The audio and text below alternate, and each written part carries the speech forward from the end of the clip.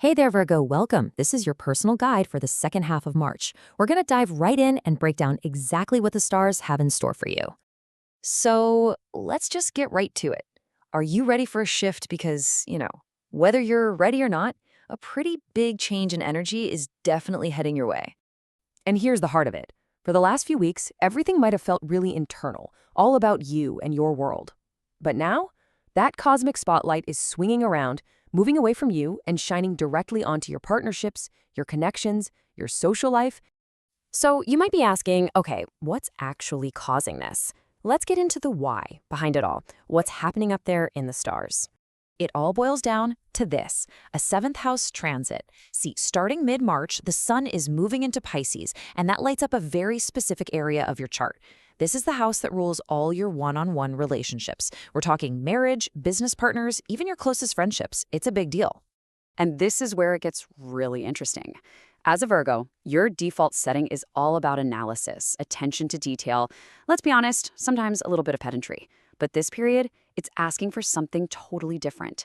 It's demanding flexibility, empathy, and a real understanding of where other people are coming from.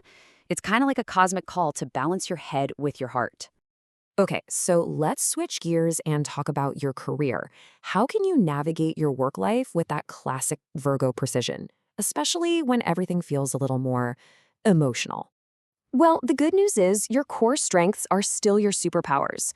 Your methodical approach, that sharp financial mind, and your focus on actual, concrete results, they are going to serve you so well right now. The goal isn't just to be busy, it's to be truly effective. But, and this is a big but, here's the challenge. Your ruling planet Mercury is in a spot that can create a kind of emotional fog. And this quote just says it all, doesn't it? There's a real risk that your amazing logic could get totally swamped by feelings, both your own and those of the people you work with. So what's the game plan? How do you stay afloat? Well, first off, just slow down, avoid jumping to conclusions. Second, lean into your superpower. Double check the details.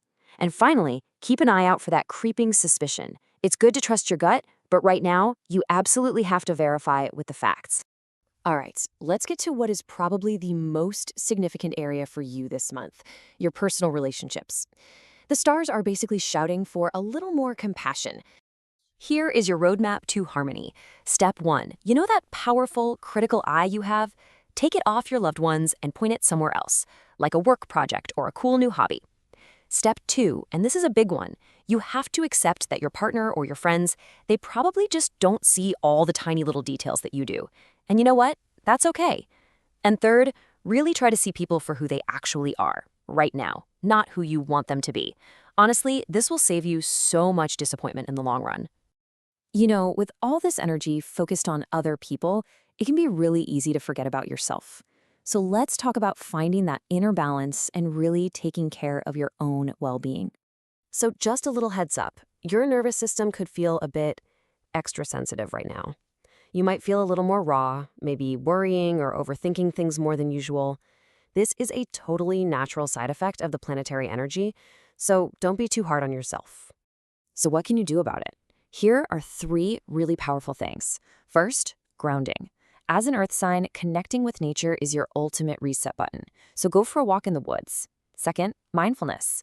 Look for meditations that are specifically about quieting that busy, analytical mind of yours. And third, diversion. Channel that incredible mental energy into learning something new. It's the perfect way to get out of an anxiety loop. Let's just take a moment here. Remember your connection to the earth. Feel your energy ground itself. Take a deep breath in and let it all out. All right, let's get super practical and wrap this up with your keys to success. It's time to pull out that calendar. First up, I want you to mark down March 18th. The energy on this day is fantastic for clear thinking and taking initiative. So if you've been planning something important, this is a great day to act. Next up, we have the 20th. Think of this as another awesome window of opportunity, especially when it comes to collaborating with other people on shared goals. And you're going to keep that momentum going through the 22nd. This day is highlighted as a really strong one for putting those plans into motion and seeing some real, tangible progress. And finally, circle the 24th. This caps off a series of really potent days where your efforts are much more likely to pay off, so definitely use this energy wisely. Look, if you only take one single thing away from all of this, please let it be this. As a Virgo, I know that perfectionism can be your greatest strength, but it can also be your toughest critic. It's so important to reframe this. A mistake is not a failure. It's just data. It's the valuable experience you absolutely need to have in order to grow. And that really leads us to our final thought. With all this focus on your relationships, your work, and your own well-being, the power is truly in your hands. So the question I want to leave you with is this. In this second half of March, where will you choose to grow?